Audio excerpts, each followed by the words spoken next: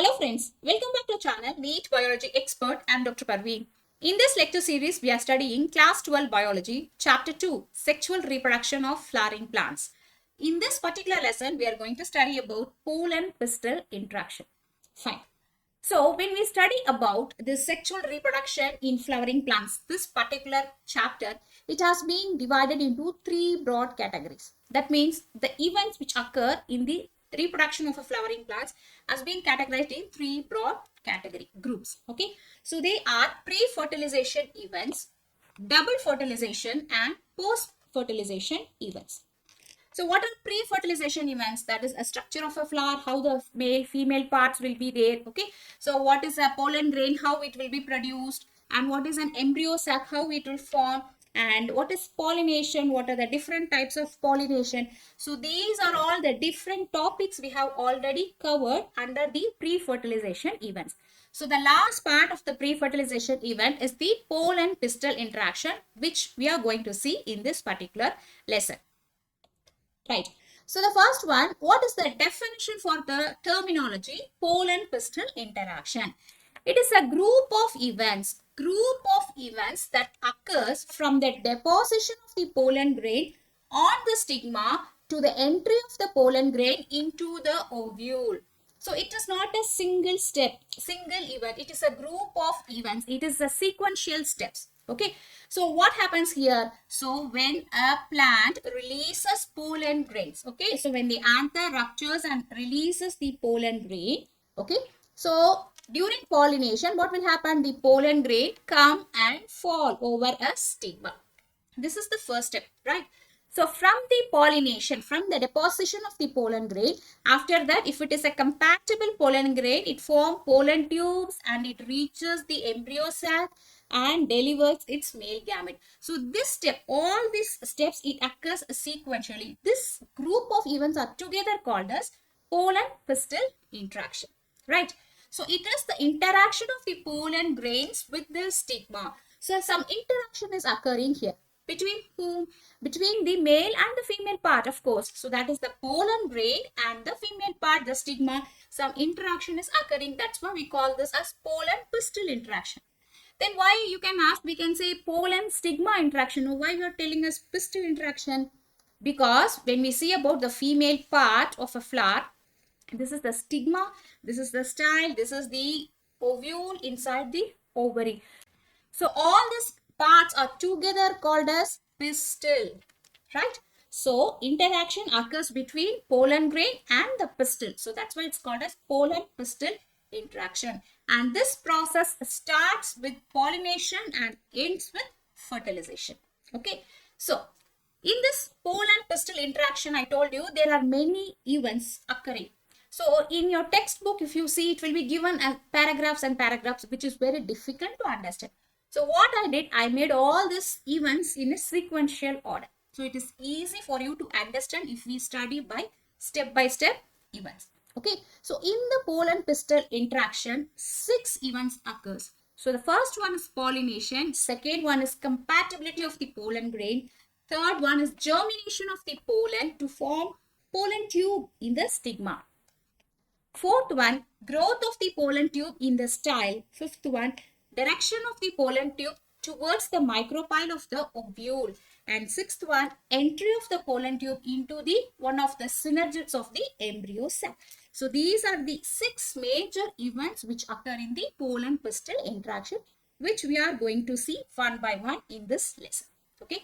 So look at this picture given in the NCERT book. Okay, so this is a pollen grain which falls on the stigma. This is the first stage, and after it is compatible, it starts to germinate and it forms the pollen tube. The pollen tube grows towards the style and forms a long tube-like structure. Okay, so this grows towards the micropylar end and they enter through the synergids to go and release its gametes. So these are the events actually occur in the pollen-pistil interaction.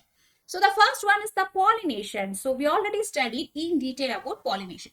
So what is pollination? The transfer of pollen grains from anther to stigma is called as pollination, right? So the male part produces the pollen grains and it has been transferred to the female part, the stigma. So the transferring process is called pollination, it will be carried out by biotic and abiotic agents. So, we must understand here that not all the pollination results in the transfer of a right type of pollen grain. So, if a flower receives pollen grains from the pollinators through winds or insects, so there is no guarantee that 100% of the pollen grains present on the stigma, they are of the same species. Okay, so majority of the time what happens, a wrong pollen grain, they land on the stigma. So for example, if you see, this is a hibiscus flower and this is a rose flower. Okay, so we can see here pollinators, some insects are there. So this pollinator, they carry the pollen grains of the rose flower and they transfer on the stigma of the hibiscus. So when the rose plant pollen grains are present on the stigma of the hibiscus, this hibiscus will not receive the pollen grains. Okay, so why? Because the flower stigma knows that this pollen grain does not belong to its own species. So it will not accept the pollen grain, right? So this is called as compatibility. So the flower pistil or the stigma region has the power to understand whether the pollen grain present on its stigma is of the same species or not. If it is of the same species only, it will permit the pollen grain to enter inside. If not, it will reject it. Okay. So that's why we say that in nature, a variety of the pollen grains may fall on a receptive stigma. Not only from rose, maybe from jasmine, maybe from mango, from banana. So many pollen grains will be carried and they may fall on the stigma of the hibiscus flower. But all of them do not germinate and bring out fertilization. Why? Because only if the compatible pollen grains are present, then the stigma will allow to germinate. Okay, so the first step is the pollination, followed by the second step is compatibility of the pollen grains. So here comes a question, how the stigma of a flower recognizes that the pollen grain present on its surface is of same species or not? How do they understand it? It is all through special proteins. Okay, it is all through special proteins that we can say as these are all chemical molecules, chemicals. So what is this? Let us understand.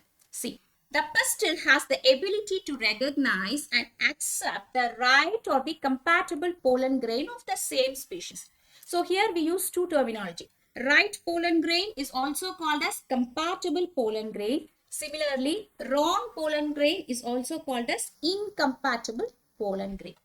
Okay, so when the rose flower pollen grains fall over the stigma of the hibiscus flower, how the hibiscus recognize whether it is of right species or wrong species. That means whether the pollen grain is compatible or incompatible. How does the stigma recognize that? This will be done by special proteins, that is we call as chemical components. Okay, so when you see in the NCERT book, this particular sentence is given. What is that?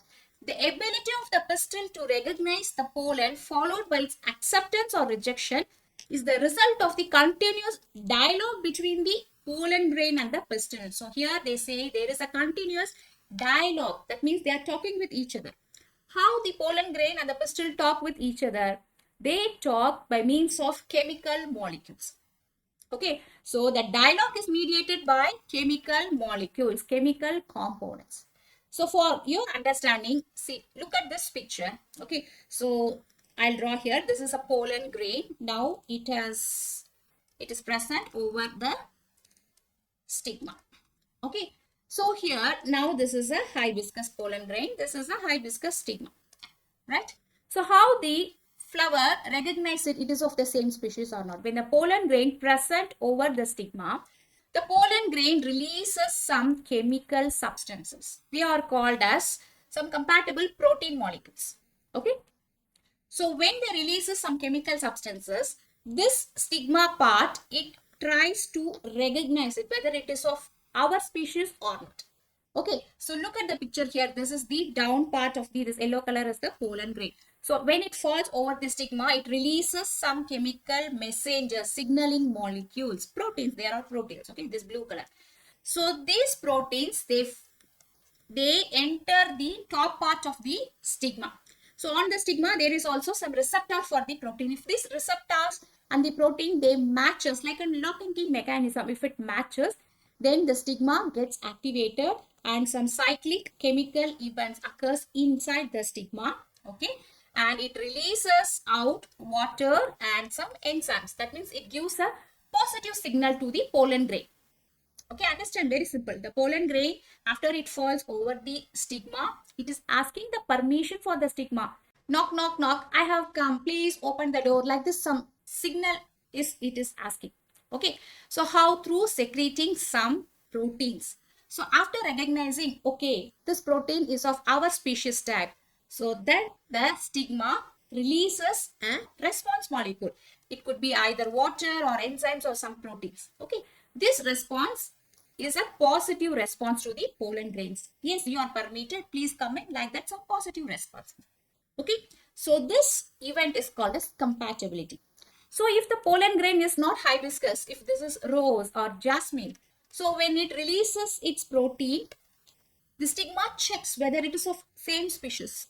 Then it is seeing, no, this is not my species. Then it will reject. You are not permitted to be entered. Okay. So like this, it rejects the pollen grain. So this event is called as compatibility of the pollen grain. And the third step is germination of the pollen grain. So once the stigma finds the pollen grain is compatible, then it starts secreting some substances to encourage the pollen grain to start germinating. Okay, so the first thing is it releases water and some nutrients. Who is releasing water? The stigma releases water. The pollen grain is dry. Okay, so it releases water. So now the pollen grain absorbs the water and the nutrients from the surface of the stigma. That means it gets hydrated. This is important. Okay. So after the pollen grain falls over the stigma, if it is compatible, the first event occurs for the pollen grain is it gets hydrated. Okay. Now what happens? The stigma also provides some essential prerequisites for a successful germination, which are absent in the pollen grain. So some chemical substances, some nutrients, water molecules, all the substances are provided by the stigma to encourage the pollen grain to start germinating. Okay. Now what will happen? The pollen grain now start germination. Okay. So from where it start germination? It start germination through its germ pores. Germ pores. Okay. So look at this picture. This is a structure of a pollen grain. When we studied the structure, we know that. So the pollen grain has a thick outer covering called exine, which is a very hard coat covering. It is made up of sporopollenin protein. It is a very strong protein. So in some region, the sporopollenin protein is not present. So those regions are called as germ spore. Now look here. Okay. So these are the germ spore. So when the pollen grain present on the stigma via the germ pore, they start germinating. Okay, so this is now the germinating pollen. Clear? This germination slowly grows in size and forms a tube-like structure. Look at this picture. It starts germinating and slowly grows in size. So this is the third step, germination of the pollen grains. It is initiated by water molecules and nutrients and other prerequisites secreted by the stigma. Now, the next step is growth of the pollen tube in the style. So it starts germinating. The pollen tube is formed. The pollen tube has to grow in the style. So what is style? Here we see this picture. Here, this region is the style, right? So the pollen tube, here the third picture. Okay, this is the fourth event. Okay, the pollen tubes forms and the pollen tube has to elongate in the style, right? So this event is the next event. Growth of the pollen tube in the style. So during germination, the entire content of the pollen moves into the pollen tube. So what is present inside a pollen grain? So it has a generative nucleus, vegetative nucleus, cytoplasm, all these things. Okay. So the entire contents of the pollen grain is now passing through the pollen tube. It moves through the pollen tube. Okay. Right. So it has to reach where? It has to reach the ovary. Correct? Right. So the growth is restricted to the tip of the tube and all the cytoplasmic contents moves to the tip region. The remaining part of the pollen tube is occupied by a vacuole which is cut off from the tip by a callose plug. So look here, suppose if this is a stigma with a long style. Okay, so this is the style. Now here the pollen grain is there. It started germinating and it's forming a pollen tube. Okay, clear? Now when the pollen tube is growing, so what will happen? The nucleus and all the cytoplasmic contents of the pollen grain will be transferred via the pollen tube, right? So as the pollen tube grows into the style like this, okay, now what will happen? Here the nucleus comes, right? Now this part will be cut off. Now the previous part is no more needed because all the contents is now transferred down. So this part is cut off from this is the tip, from the tip by formation of callose plug. Some closure will be there. So similarly, when it further grows down, now the nucleus, everything will be here and this region is no more needed. The callose plug will be formed here. So like this event occurs when the pollen tube grows in the style. So this is what explained in the figure. Very easy. See, this pollen is just growing. Okay, so when it is growing here and when it comes down here, the nucleus is down. So this region is not needed. So it forms a callose plug, this black color region. So further when it goes down, again another callose plug is there. So like this till the length of the style. So frequently it forms callose plug. Okay, so this is a event which occurs in the pollen tube growing stage. So in this picture we can see the growth of the pollen tube in the style under microscope. Okay. So here in this step we must understand an important event. That is, the angiosperm produces two types of pollen grains. Some angiosperm produces pollen grains with two cell stage. Okay. For example, like this.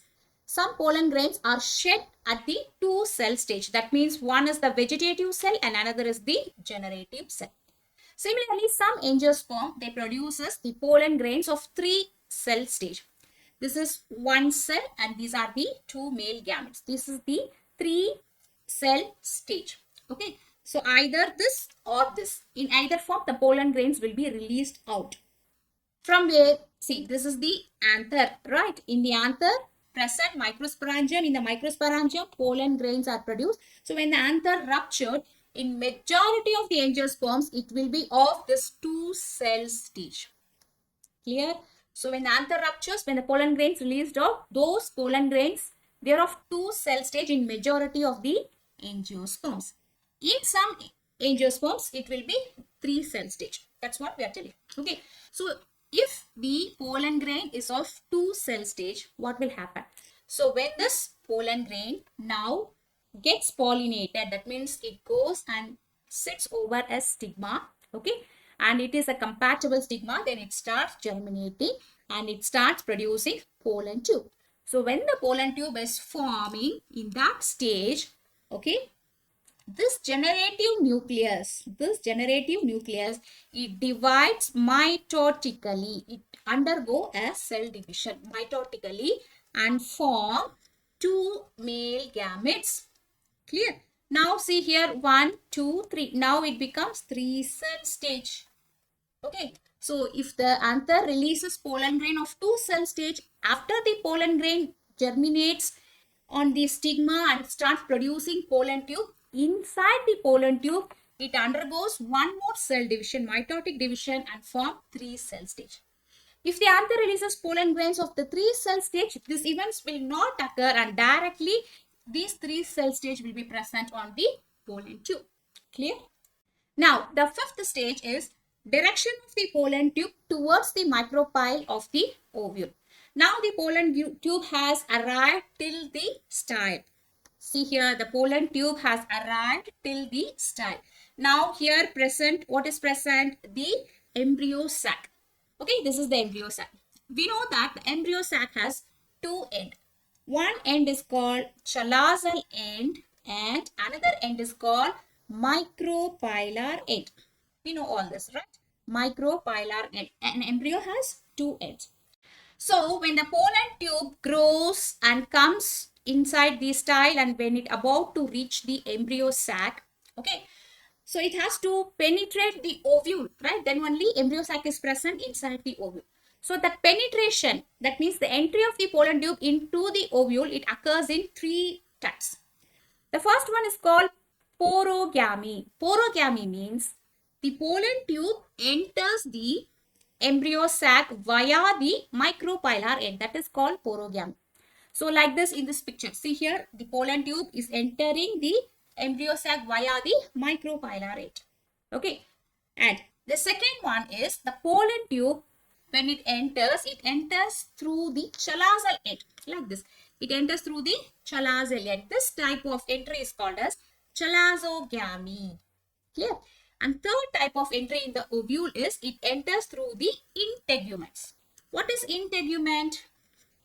Integuments are the outer protective covering. So when the ovule is there inside the embryo sac, to protect the embryo sac, there are integuments, outer and inner integuments. So what happened in some plants, the pollen tube enter via the integuments like this. This entry will be like this. Okay. So these are the three routes of entry into the ovule. Now we must understand that however it enters the ovule, either via directly micropylar end or via the chalazal or end or through the integument end, the final ultimate route of entry of the pollen tube will be through the micropylar end only. Okay, very easy, you see. See here, no problem. Here it is coming and directly entering through the micropylar end like this. Okay, that is finished.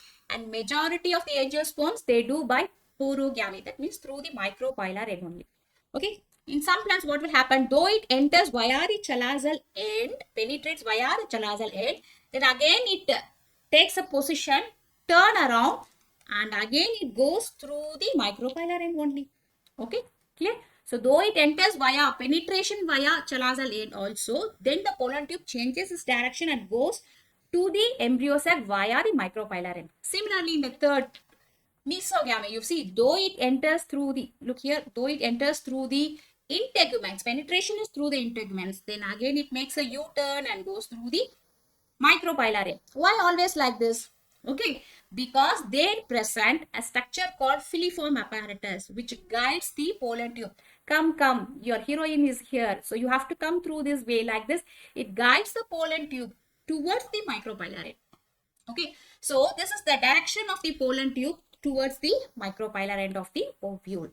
And the sixth last stage is entry of the pollen tube into one of the synergids of the embryo sac. Okay, so now see here, the pollen tube has come. Now it is reaching the embryo sac and it has to penetrate the embryo sac, right? In either way, whether it is coming through chalazal end or through integument or through the micropylar end, it has to penetrate the embryo sac, right? See, this is the mature embryo sac. So this is the chalazal end having antipodal cells, and this is the micropylar end, right? So in the micropylar end, there are three cells. What are the three cells? The first two cells are called as the synergid cells, and the third cell which is behind is our heroine, that is the female egg cell. Now the pollen tube has to reach this egg cell. Okay, that's why it's taking all this long travel. So what will happen? The pollen tube is coming like this and entering through the micropylar end, and it will penetrate the synergid. Okay. Here, the filiform apparatus present in the micropylar end guides the entry of the pollen tube. This is very, very important. So how the pollen tube knows where the egg cell is exactly present? This is because of some chemical signals given by filiform apparatus. They guide the pollen tube.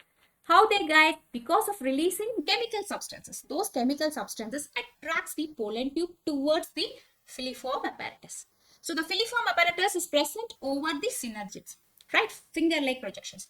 So it is releasing chemical which attracts the pollen tube, and now the pollen tube is entering through the synergids. It's break off through the synergids. Okay, clear? So the tip of the pollen tube enters in one of the synergids and then rupture and release the contents. So here see all these are the NCERT pictures. Okay. So here now it will be like this. This is the pollen tube which bends and comes like this. Okay. So here it contains its components, its important precious substances. What are the precious substances? It is bringing two male gametes and a vegetative cell and cytoplasm. So all these substances are present now at the tip of the pollen tube. Okay, now it is entering through the micropylar end. It breaks, penetrates through the synergid. Where it has to go? It has to reach the egg cell here. Egg cell here. Okay, so it will go and rupture and releases its contents. Clear? So in this picture you can see this rupture, the pollen tube is ruptured and release its contents. So once the pollen tube reaches these synergids and ruptures, it will not grow further in the embryo sac. That's all. That is the end point of the pollen tube. It has seen its egg and it delivers the male gamete. That's the finish of its work. Okay, it won't grow further that point. Okay. Also, there is something called tube nucleus which get disorganized or disintegrated here. See, what is tube nucleus? Here, in this picture, see, when the pollen grain is germinating, okay, so here it produces three things, right? So, two male gametes and one tube nucleus. So, what is tube nucleus? The tube nucleus guides the pollen tube growth towards the ovary. It is guiding. See how we said that the filiform apparatus attracts the pollen tube towards the synergids. So, that attraction will reach here. Signal will come here. So, the tube nucleus, okay, responds to the filiform apparatus and bend here and goes inside the synergid, ruptures and releases everything.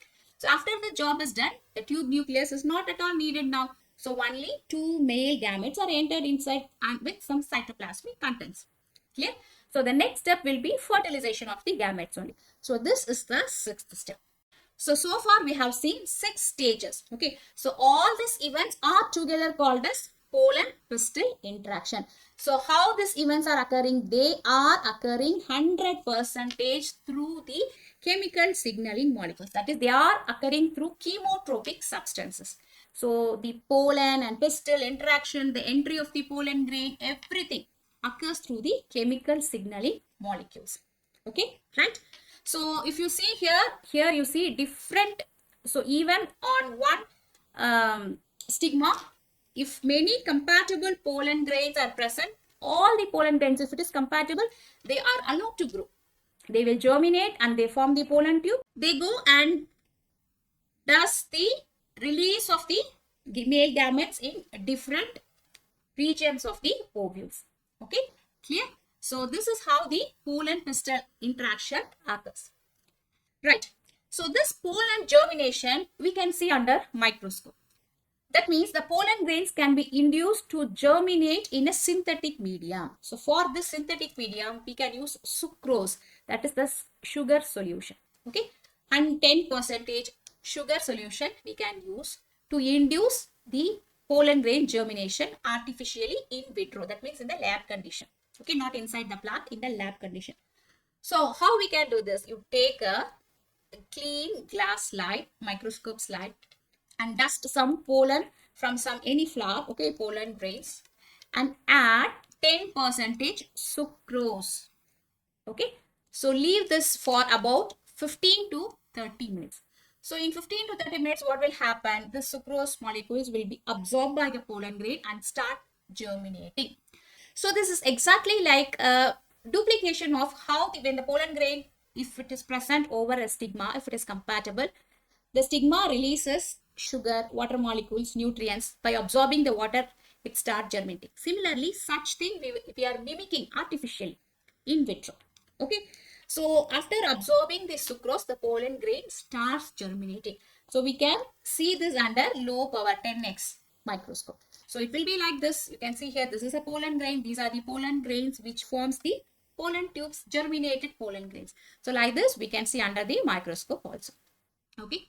So, in this lesson, we have seen what is pollen-pistil interaction and the different events of the pollen-pistil interaction. So, our next lecture will be about artificial hybridization. So, if you like this lesson, like, comment, share and subscribe to our channel NEET Biology Expert. Thank you.